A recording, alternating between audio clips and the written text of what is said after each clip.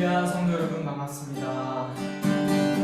벌써 3월 마지막 주 금요 기도회가 되었습니다. 3월 마지막 주 금요 기도회 줌으로 접속하셔서 참여하시는 모든 성도님들 주님의 이름으로 축복합니다. 이 시간 한번 각자의 자리에서 기도함으로 제가 예배 가운데 한 마음으로 나아갔으면 좋겠습니다. 이 시간 함께 기도하실 때에 내 마음을 주님께 집중시킵니다.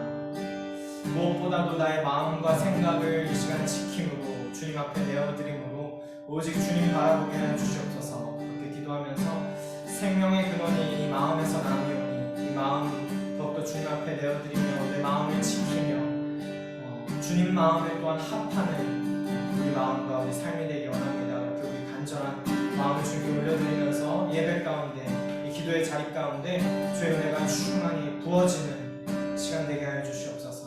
벌써 3월 한 달을 이제 다 지나보내며 또 새로운 달을 맞이하는 시기 가운데 있습니다. 주님, 우리 각자의 가정의 삶 가운데 신실하신 주의 사랑으로 언제나 도우시고 지키시는 주의 마음을 더욱더 우리가 알아가게 하시고 더욱 주님과 동행하며 살아가는 우리 교회가 되게 하여 주시옵소서. 우리 마음을 주님께 올려드리며 예배에 앞서 마음을 준비시키며 기도했으면 좋겠습니다. 함께 기도하시겠습니다. 사랑해 주님,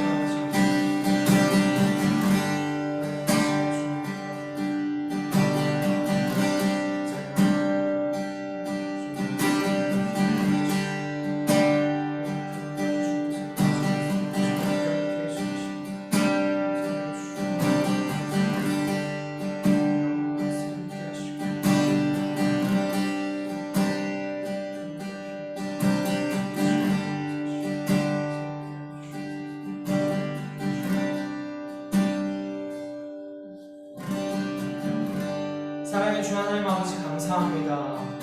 날마다 매일 아침마다 새로운 은혜로 언제나 우리 삶을 붙드시고 지키시고 이 시간도 우리와 함께 하시는 아버지 감사합니다.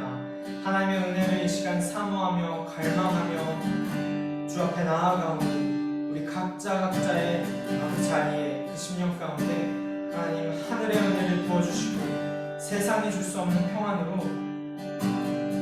우리 각 가정을 주께서 붙드시며 충만하게 주께서 인도하여 주시옵소서. 감사하며 예수 그리스도의 이름으로 기도합니다. 아멘. 우리 함께 한 마음으로 찬양하시겠습니다. 시작됐네.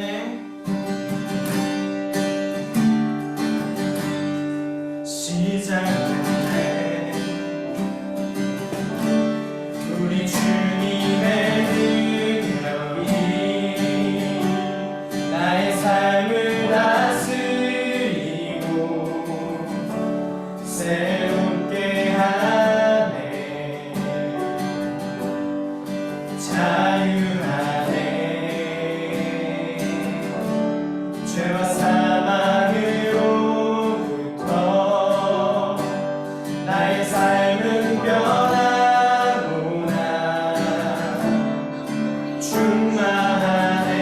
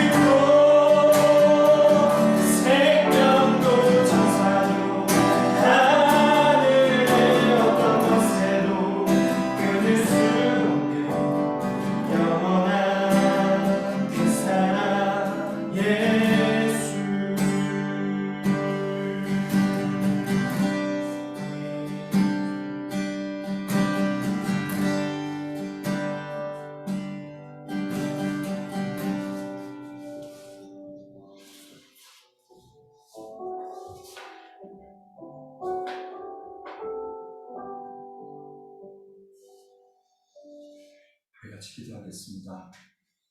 하나님, 기도하는 이 자리에 함께하여 주옵소서. 그리고 이 기도를 통해 하나님의 뜻이 이루어지게 하시고 성령으로 충만해서 영적으로 부흥하는 우리 모두 되게 하옵소서. 예수님의 이름으로 기도드립니다. 아멘. 오늘 이 저녁에 함께 보실 성경 말씀은 요한복음 5장 1절부터 9절까지의 말씀입니다. 요한복음 5장 1절부터 9절입니다. 성경 말씀을 받들어 읽겠습니다. 그 뒤에 유대 사람의 명절이 되어서 예수께서 예루살렘으로 올라가셨다. 예루살렘에 있는 양의 문 곁에 히브리 말로 베드사다라는 못이 있었는데 거기에는 주랑이 5 있었다. 이 주랑 안에는 많은 환자들, 곧 눈먼 사람들과 다리 서는 사람들과 중풍병자들이 누워 있었다. 그들은 물이 움직이기를 기다리고 있었다. 주님의 천사가 때때로 못에 내려와 물을 휘저 놓는데 물이 움직인 뒤에 맨 먼저 들어가는 사람은 무슨 병에 걸렸든지 나았기 때문이다. 거기에는 38해가 된 병자 한 사람이 있었다. 예수께서 누워있는 그 사람을 보시고 또 이미 오랜 세월을 그렇게 보내고 있는 것을 아시고는 물으셨다. 낫고 싶으냐? 그 병자가 대답하였다. 주님, 물이 움직일 때에 나를 들어서 못에다가 넣어주는 사람이 없습니다. 내가 가는 동안에 남들이 나보다 먼저 못에 들어갑니다. 예수께서 그에게 말씀하셨다. 일어나서 내 자리를 걷어가지고 걸어가거라. 그 사람은 곧 나와서 자리를 걷어가지고 걸어갔다. 아멘.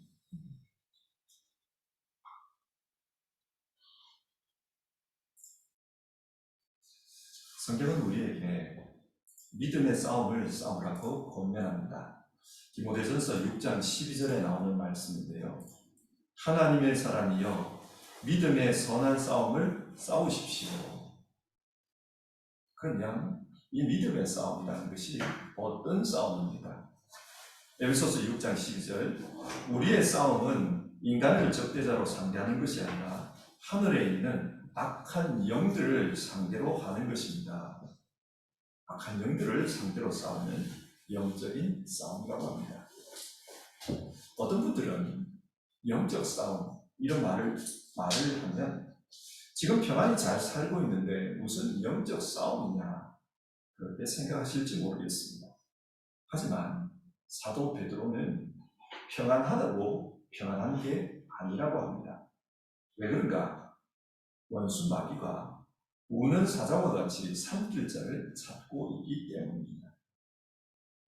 마귀는 한 영혼이라도 더 실족시켜서 믿음에서 떠나기를 원합니다. 그래서 하나님 없는 사람으로 살아가기를 원합니다.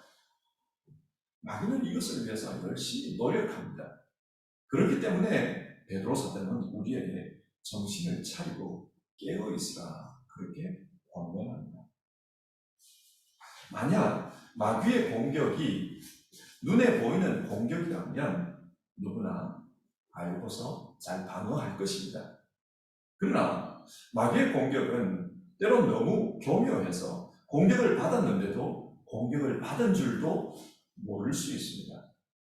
평안하게 잘 살고 있다고 생각했는데 어느 순간 돌아보니 믿음에서 떠나 있는 그런 자신을 발견할 수가 있습니다. 자기도 모르게 마귀에게 당한 것입니다.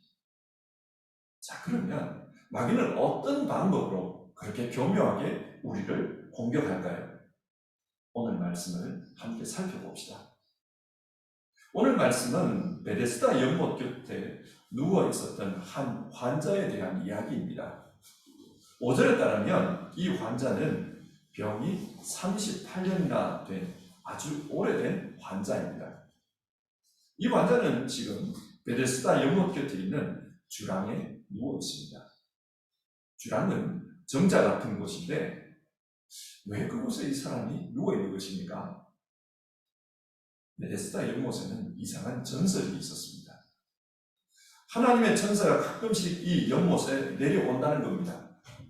그리고 천사가 내려오면 연못 물이 움직이는데, 물이 움직인 후에 제일 먼저 들어가면 어떤 병이든지 다 낫는다는 전설이었습니다. 많은 사람들이 이 전설을 믿고 지금 연못 곁에 그 주랑에 누워 있는 것입니다.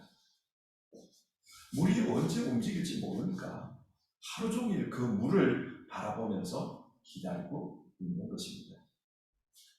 아마 지금 이 환자도 오랫동안 그곳에 그렇게 기다리고 있었던 것 같습니다.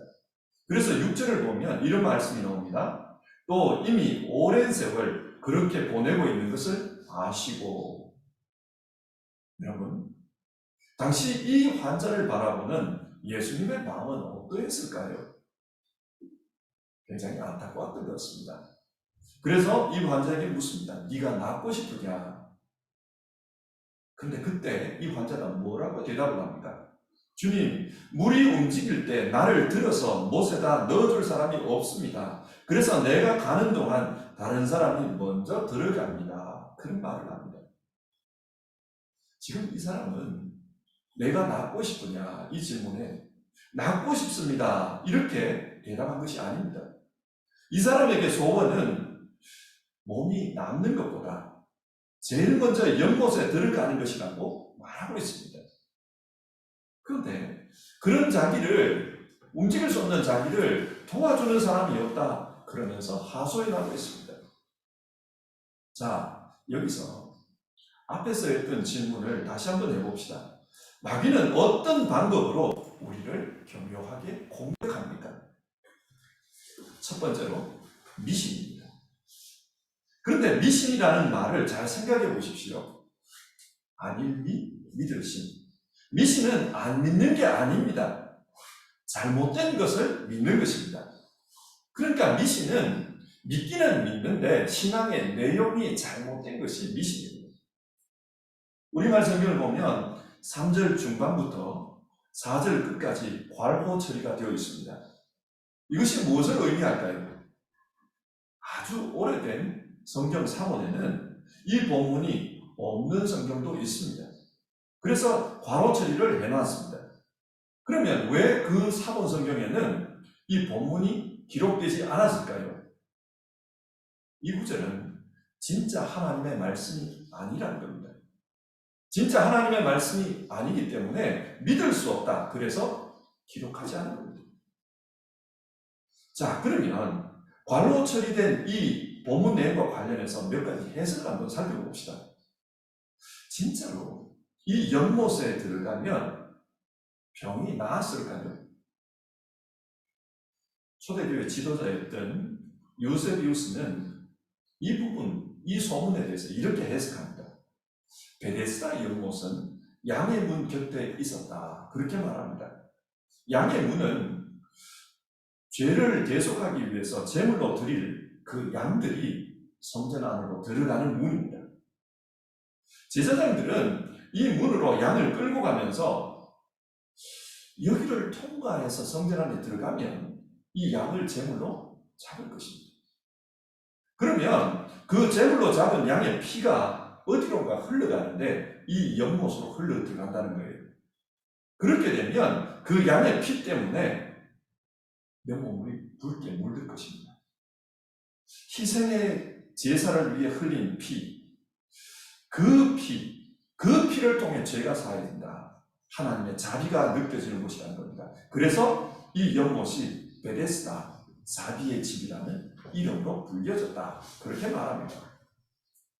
유세비우스는 희생제사의 피가 흘러들어가 물이 붉어지면 사람들이 그 물을 보고 병을 고치는 효력이 있을 거다. 그렇게 생각했다는 것입니다. 그러니까 이 소문은 어떤 과학적인 근거가 있는 게 아니라는 겁니다. 심리적인 위로일 뿐이라는 거예요. 또 다른 해석에 따르면은 성전을 건축한 이 헤롯과 이 소문이 연관이 있다. 그런 말이 있습니다. 헤롯은 건축광이었습니다. 그는 오랫동안 로마 생활을 했고, 그래서 로마식 건축물을 유대 땅에 많이 세웠어요.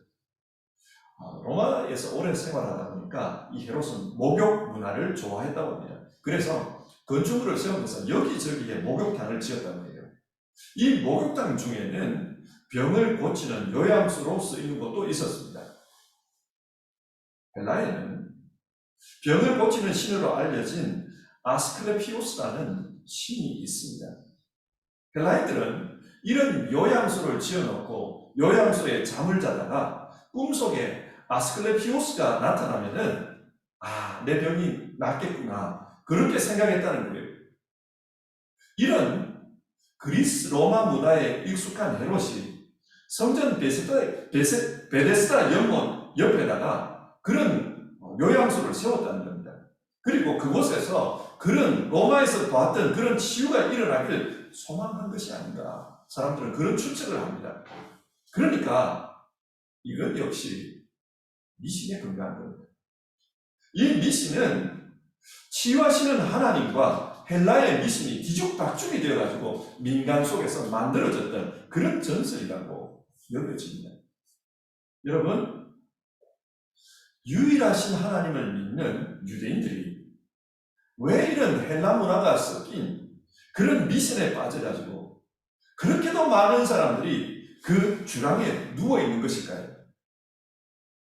사람은 어려운 일을 당하면은 지푸라기라도 잡고 싶습니다. 그렇기 때문에 평상시라면 이것은 미신이다 그렇게 알 수 있는 것도 다급해지면 믿고 싶어집니다. 마귀는 이런 인간의 심리를 파고듭니다. 그래서 신앙적으로 말이 안 되는 그런 내용을 하나님의 이름으로 믿게 만드는 겁니다. 그래서 그 신앙이 잘못되게 만들어요. 어떤 목사님의 책을 보니까 이런 내용이 나옵니다. 그 목사님이 신고하는 교회 한 집사님이 간암에 걸렸다고 해요. 그리고 이 집사님이 시한부 판정을 받았습니다. 그래서 이 목사님께서 그 집사님 집에 신방을 갔는데 신방을 가보니까 대야에 어떤 이상한 물이 있고 그 물에다가 손을 담그고 있더라는 겁니다.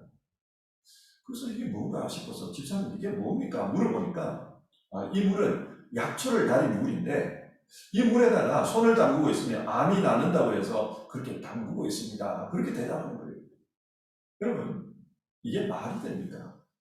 암이 이런 식으로 치유가 될 수 있습니다. 불가능합니다. 그런데 답답하니까 그렇게라도 믿고 싶은 겁니다. 하지만 문제는 그 약초 값이 수백만 원이었다는 겁니다. 약장사들이 절박한 사람들의 마음을 이용해서 그 짓을 하는 겁니다. 그리고 한 번은 이 집사님이 기도원에 기도하러 갔는데 기도원에서 전화가 온 거예요. 급한 전화가 왔습니다. 전화의 내용이 뭐냐면 목사님, 기도원 원장이 자기한테 기도받으면 병이 낫는다고 하는데 500만 원을 내라고 합니다. 기도를 받을까요? 말까요? 그런 내용의 전화였습니다. 이 목사님은 그 전화 내용을 전해 듣고는 화가 나가지고 당장 차를 몰고 그 기도원으로 올라갔다고 합니다. 그리고 그 집사님 네 분을 모시고 내려와가지고 가정에서 예배를 드렸어요. 예배를 드리면서 이런 설교를 했습니다.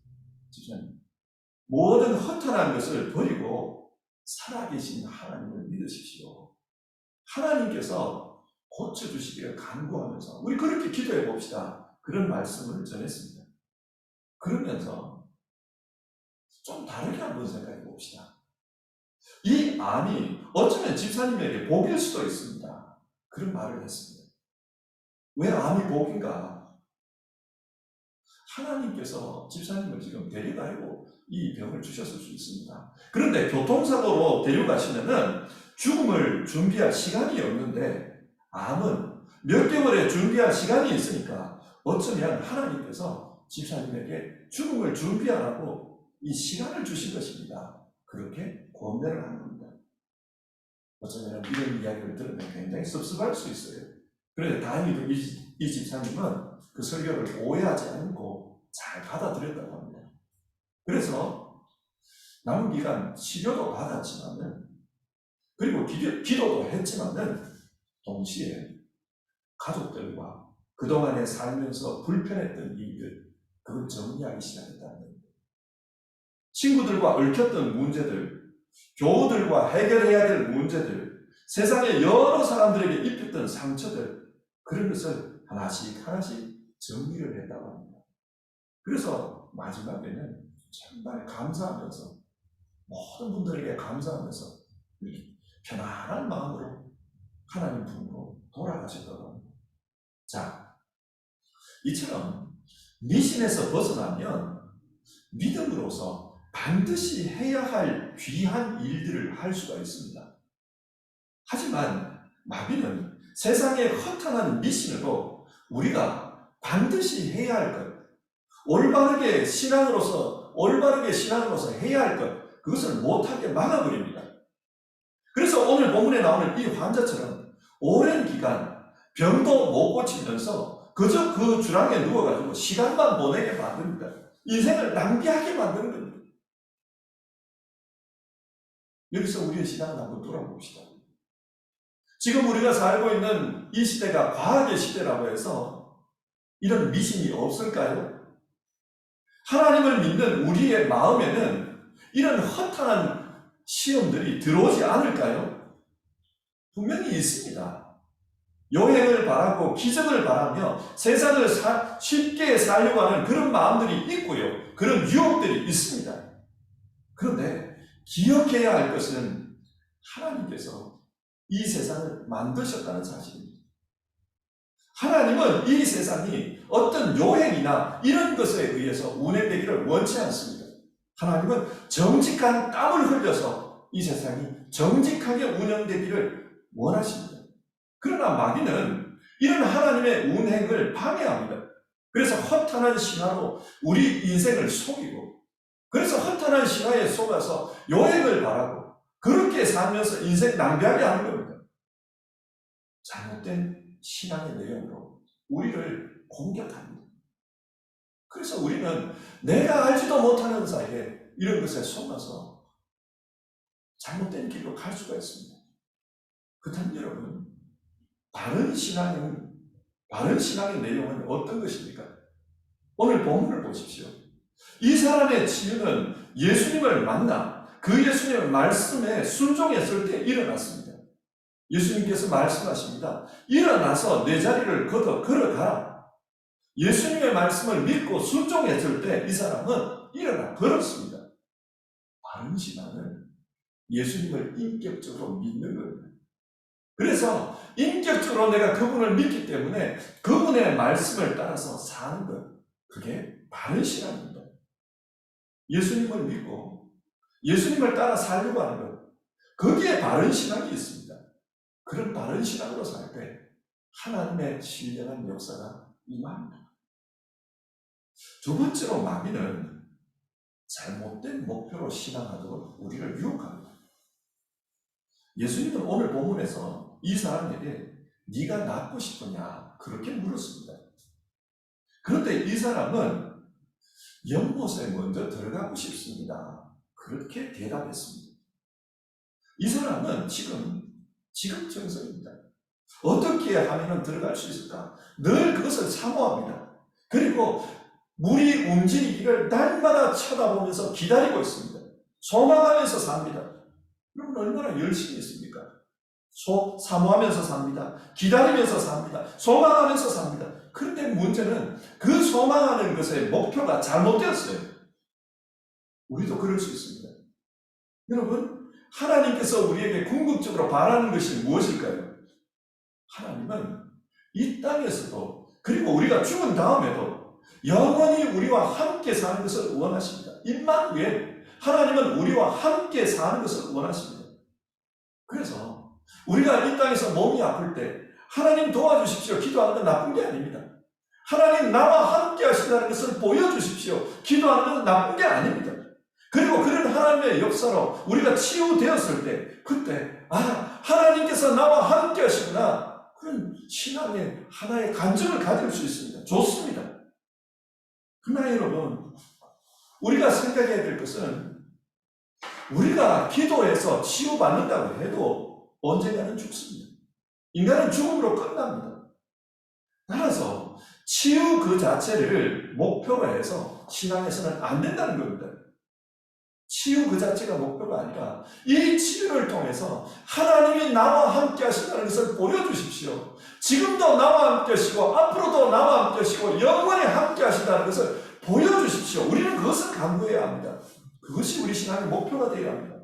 그러나 그게 아니라 지금 당장 급한 것 주님 나 함께 해주십시오. 그게 목표가 될 수가 있어요. 예를 들어 우리가 어려운 문제가 생겨서 하나님 앞에 기도를 합니다. 주님, 내가 어렵게 되었습니다. 도와주십시오. 그 기도 자체는 나쁜 게 아니에요. 근데 기도에 응답이 있어서 하나님께서 도와주셨다고 합시다. 문제는 그 다음입니다. 그 다음에 어떻게 반응하느냐, 그게 문제예요. 기도의 응답을 받고 또 하나님 없는 사람처럼 살다가 또 문제 만나면 하나님 도와주십시오. 또 간구합니다. 또 간구해서 응답받으면 또 하나님 없는 사람처럼 살아납니다. 이렇게 신앙이 반복되면은 그 신앙에 무슨 성장이 있겠습니까?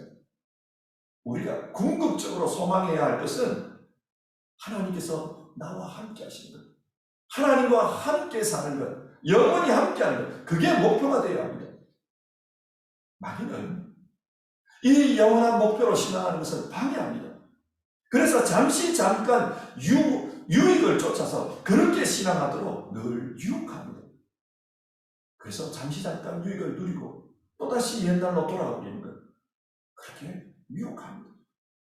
출애굽 후 40년 동안 광야를 떠돌던 그 이스라엘 백성을 한번 생각해 보십시오.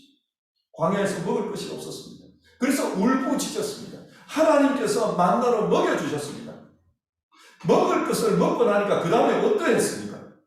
그들이 신앙이 성숙해가지고 하나님을 믿었습니까? 아닙니다. 그들은 또다시 자신들에게 없는 것을 가지고 하나님 앞에 불평했습니다. 하나님 없는 사람처럼 살았습니다. 그리고 문제가 해결되면은 또다시 이런 반복이 일어납니다. 그래서 시편 106편 15절은 하나님께서는 그들이 요구하는 것을 주셨지만 그들의 영혼을 파리하게 하셨습니다. 그렇게 말합니다. 이들은 영혼의 목표가 잘못된 거예요. 신앙의 목표가 잘못되었습니다. 그래서 지금 당장의 것, 눈앞의 유익, 이것만 쫓다가 영원한 것을 놓쳐버렸습니다. 우리가 영원히 목표로 해야 할 것은 하나님과 함께 사는 겁니다. 그래서 이 땅에서도 우리가 어려움 당할 때 주님, 내가 하나님 편에 설 수 있게 해주십시오.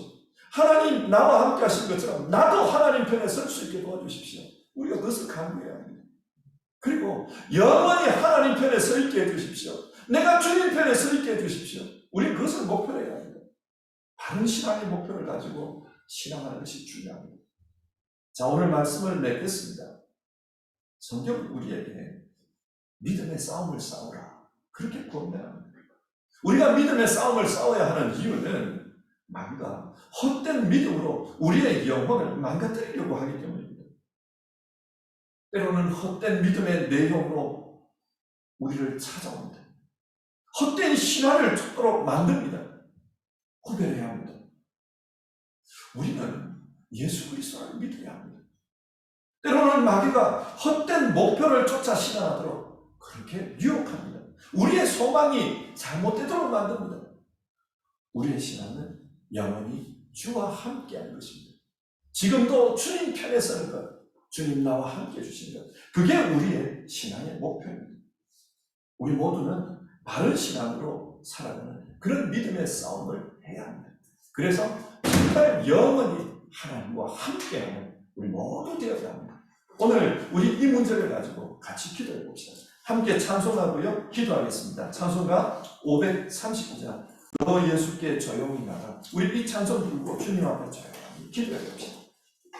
539장 1절과 2절입니다.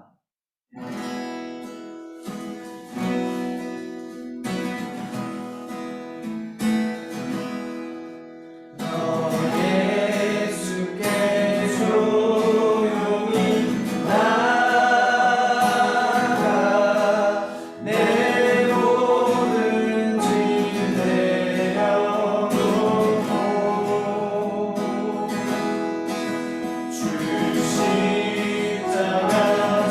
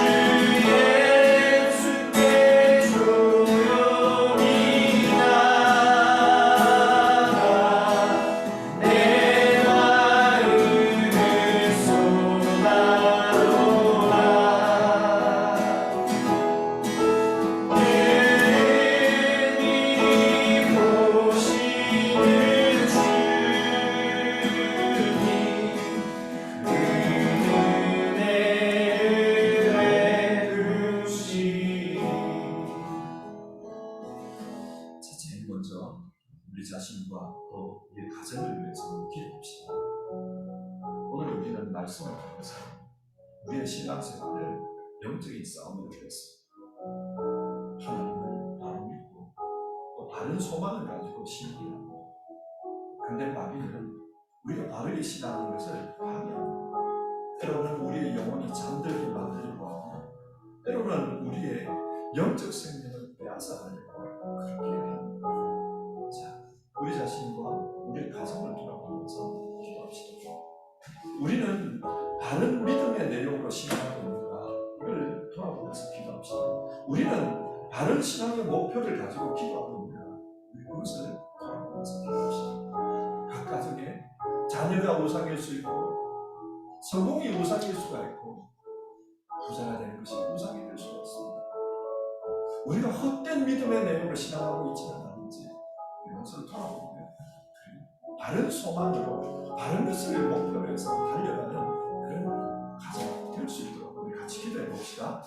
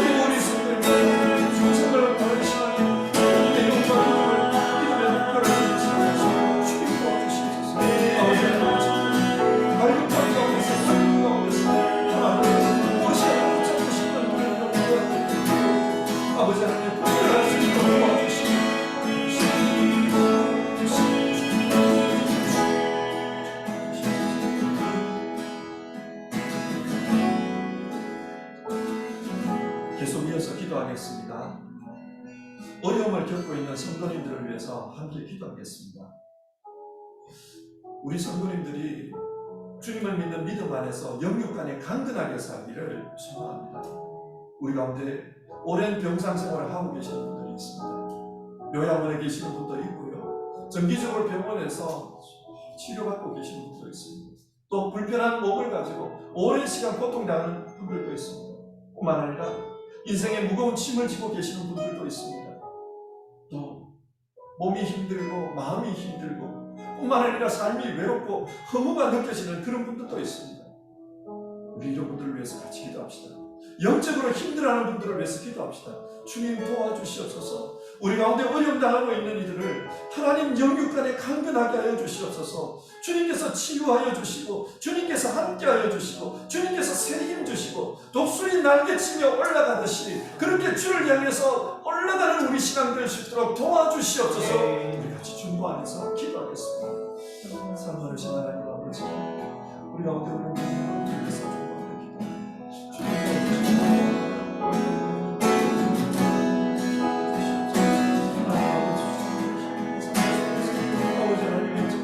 주님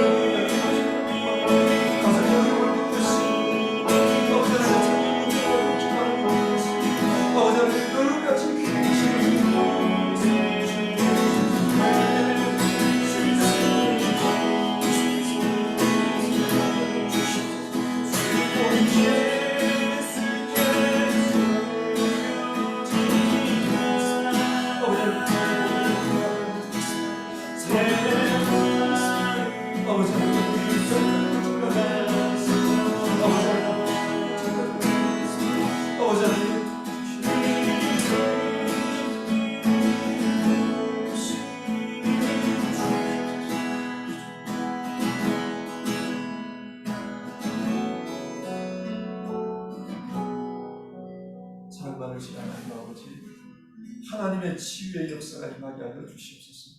우리의 육신을 고치며 우리의 형편을 고치며 우리의 영혼을 새롭게 하며, 그래서 독수리 날개치며 올라가듯 주를 안망하는 마음으로 우리가 주를 향해서 날마다 나아가는 그런 신앙 될 수 있도록 우리 성도님들을 주님 축복하여 주시옵소서. 어려움 속에 있는 분들 주님 찾아가시고 주님 안수하여 주시고 주님 위로하여 주시고 주님 책임 주시고 주님께서 날마다 붙들어 주시는 그런 능력의 역사가 우리 성도님들 삶 가운데 나타나게 하여 주시옵소서. 주님 이름으로 기도드리옵나이다. 우리 찬송가 93장 예수는 나의 힘이요, 우리의 힘이 되시는 예수를 부르면서 같이 믿음으로 고백해 봅시다.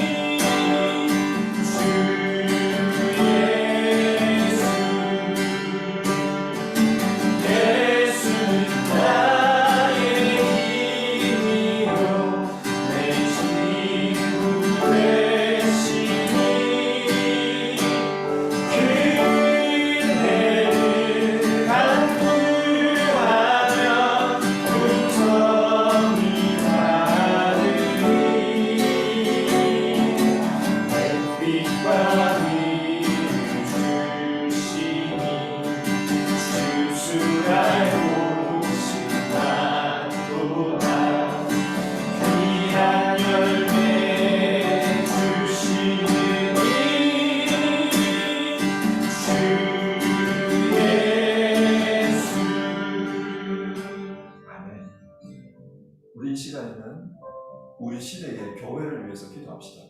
우리 벨린 소망교회를 위해서도 기도해야 되고, 또 한국교회와 독일교회, 그리고 이 세상의 하나님의 교회들을 위해서 우리 같이 기도해 봅시다. 하나님의 교회 가운데 정말 뜨거운 성령의 역사가 있었으면 좋겠습니다. 70년대, 80년대, 90년대 한국교회는 이런 성령의 역사가 있었습니다.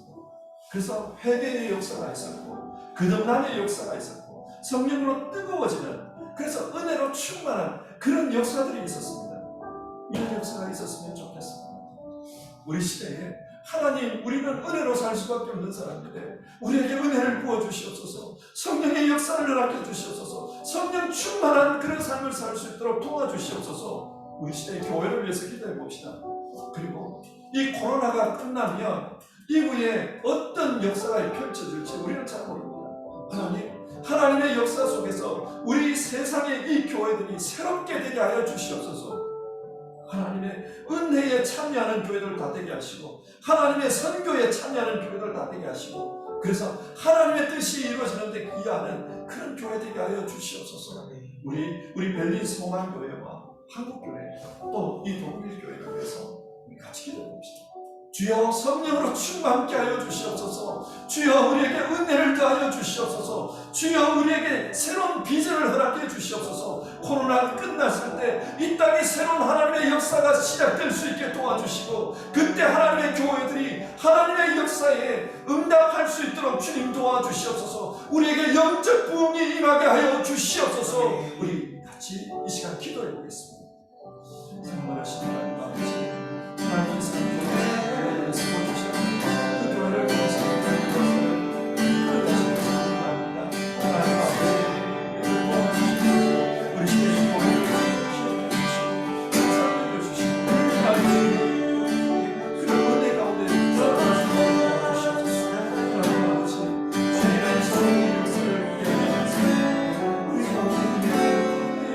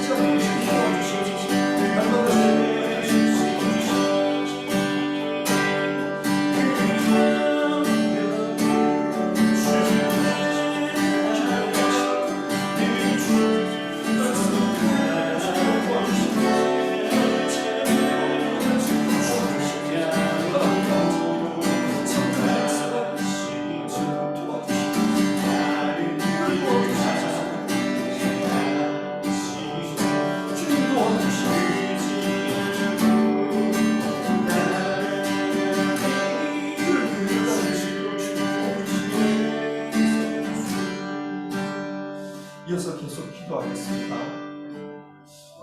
우리 교회를 위해 기도하겠습니다. 우리 교회 안에 있는 교회 학교를 위해서 기도합시다. 교회 학교에서 예배를 드리고 또 성경 말씀을 배우는 가운데 어린이들이, 청년들이, 청소년들이 하나님의 사람으로 잘 성장해 갈 수 있도록 우리 그렇게 기도해 봅시다.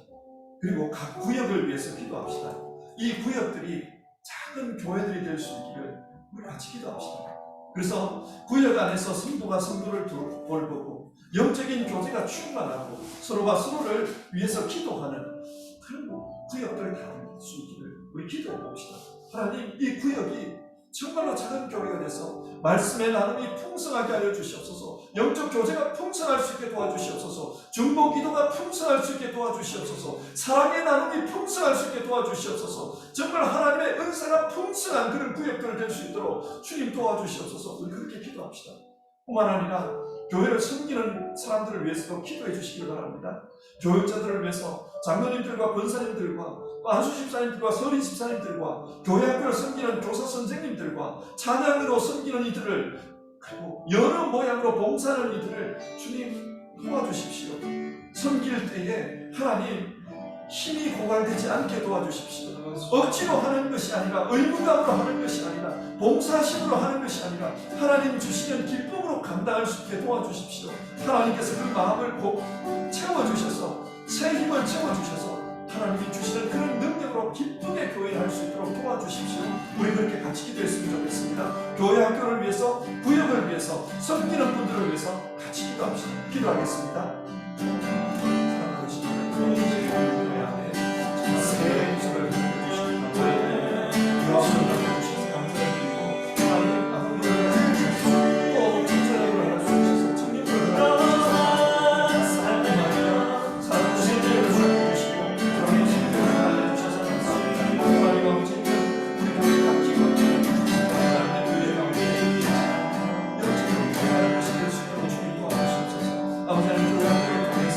말씀과 예배를 통해서 곳에 하나님의 사랑이 있는 그런 역사를 가지고 주셔서 하나님 주님의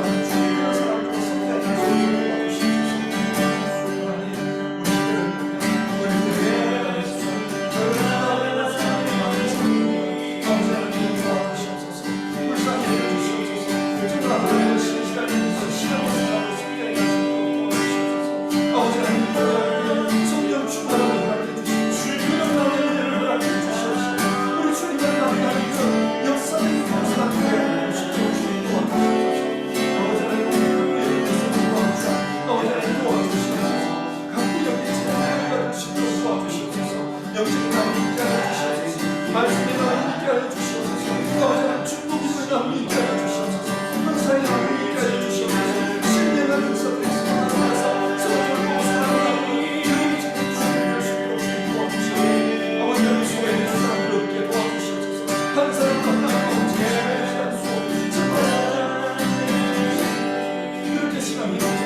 성장할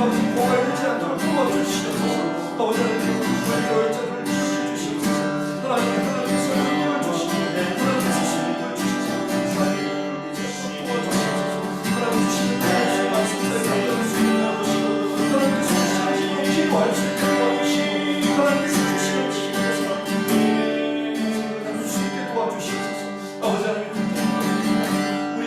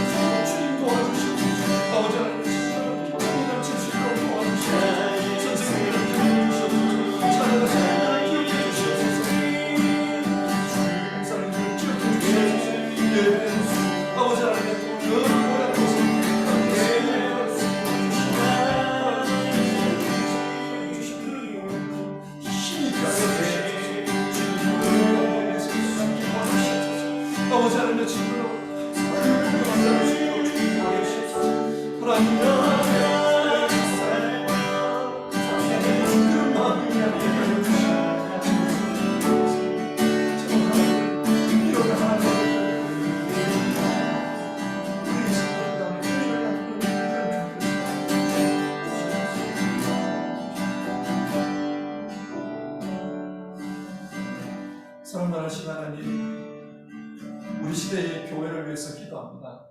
하나님, 우리 시대의 교회가 하나님의 영광을 드러낼 수 있도록 주님 도와주시옵소서. 하나님, 우리 시대의 교회에 성령 충만을 허락해 주시옵소서. 하나님, 성령 없이 그냥 형식적으로, 그냥 제도적으로 신앙생활하는 것이 아니라 성령으로 충만해서, 은혜 충만해서 신앙생활할 수 있도록 우리 시대의 교회를 주님 축복하여 주시면 간절히 기도드립니다. 특별히 한국교회를 붙들어 주시옵소서. 우리가 살고 있는 이 독일 땅에 독일 교회를 붙들어 주시옵소서. 세계 만방에 있는 주님의 교회들을 붙들어 주셔서 영적인 부흥이 일어날 수 있게 도와주시고, 정말 하늘에서 내려오는 신령한 은혜를 드리고서 우리가 이 땅에 살지만 하나님 나라 백성으로 살아가는 그런 은혜가 있는 교회를 다닐 수 있도록 주님 도와주시옵소서. 하나님 아버지, 우리 베르니 소망교회를 위해서 기도합니다. 우리 교회 안에 많은 어린이들을 보내주시고, 청소년들을 보내주시고, 청년들을 보내주시고, 많은 젊은이들을 보내주시고, 하나님 많은 어르신들을 보내주셔서 함께 신앙할 수 있게 해주시는 감사를 드립니다. 아버지 하나님, 우리가 예배를 통해서, 아버지 하나님, 그리고 여러 종류의 모임들을 통해서 정말로 성령 충만할 수 있도록 주님 도와주시옵소서. 아버지 하나님, 예배 가운데 성령 공부 가운데 하나님의 은혜가 있게 하시고, 그래서 우리가 깨달은 대로 주님을 영화롭게 하는 그런 삶을 살 수 있도록 도와주시옵소서. 각 구역을 축복해 주시옵소서. 하나님 아버지, 구역 안에 은혜가 있게 하여 주시옵소서. 하나님 아버지, 섬기는 이들을 기억해 주시옵소서. 하나님의 은혜가 넘치는 그런 삶을 살 수 있도록 도와주시고, 주시고 아버지 하나님 교회를 섬기는 가운데 봉사일을 하는 가운데 상처 입거나 고갈되어 넘어지는 이들 없도록 주님 도와주시옵소서. 우리 주님 예수님의 이름으로 기도드리옵나이다. 우리 찬송가 488장 이 몸의 소망 무엘가 우리 찬송 부르고요 마지막 기도 드리겠습니다. 이 몸의 소망 무언가 우리 주 예수 그일세 우리 주 예수 갖게는 이들이 아주 높구나. 주원의 반석이시니 그 위에 내가 서리라. 그 위에 내가 서리라. 세상에 있던 모든 것 무너질 그날 되어도 주의 언약 믿사와 내 소망 거룩으리라. 주 나의 완성이시니 그 위에 내가 서리라. 그 위에 내가 서리라. 이 시간에는 우리가 살고 있는 이 세상을 위해서 같이 기도합시다. 정말 이 땅에 하나님의 뜻이 이루어지기를 바라고 하나님이 기뻐하시는 그런 일들이 생겨나기를 원합니다. 그런데 우리에게 들려오는 소식들은 그렇지 못한 소식들이 많습니다. 우리 이 시간 우크라이나를 위해서 같이 기도합시다. 하나님, 강한 자와 약한 자 사이에 판단하시는 이는 하나님밖에 없습니다. 하나님 도와주시기를 바랍니다. 그곳에 하나님의 도우심과 하나님의 정의가 나타날 수 있게 도와주시옵소서. 힘을 믿고 그렇게 그 땅을 폭격하고 있는 그곳에 하나님의 지켜주심이 하나님의 역사가 있게 하여 주시옵소서. 다윗을 통해서 골리앗을 넘어뜨렸듯이 하나님의 은혜가 그 땅에 임할 수 있도록 도와주시옵소서. 하나님 우크라이나에 회복의 역사가 있게 하여 주시옵소서. 그 땅에 하나님의 치유하심이 있게 하여 주시옵소서. 상처 입은 사람들을 하나님 고쳐주시옵소서. 그렇게 기도합시다. 그리고 우리 시간 한국과 또 북한을 위해서도 우리 같이 기도합시다. 북한에 지하교회가 있습니다. 그리스도를 믿는 이들이 있습니다. 많은 어려움을 겪고 있습니다. 뿐만 아니라 많은 백성들이 굶주림과 어려움 속에서 살아가고 있습니다. 하나님, 북한을 불쌍히 여겨주시옵소서. 행복이만 있으면 모든 것이 다 될 줄 알고 그렇게 하고 있는 어리석은 북한을 용서하여 주시고, 하나님 그 땅에 하나님의 평화를 허락해 주시고 그 땅에 하나님의 역사가 임하게 하여 주시옵소서. 그 땅에서 정말 하나님 믿고 있는 많은 이들을 하나님 건져 주시옵소서. 우리 그렇게 기도해 봅시다. 같이 기도하겠습니다. 사랑하는 하나님 아버지, 우리가 믿고 가는 것이 우리 주님밖에 없습니다. 하나님 아버지, 이 자리에 기도되지 않고 정말 아버지 하나님 지혜를 보지 않고 하나님이 어떻게 해볼 수 없는 그런 상황들이 우리 가운데 있습니다. 아버지 하나님 우크라이나를 불쌍히 여겨주시옵소서. 아버지 하나님 북한을 불쌍히 여겨주시옵소서. 하나님 세상에 여러 모양으로 고통당하고 있는 분이 있습니다. 아버지 하나님 그것을 하나님 함께 하여 주시기를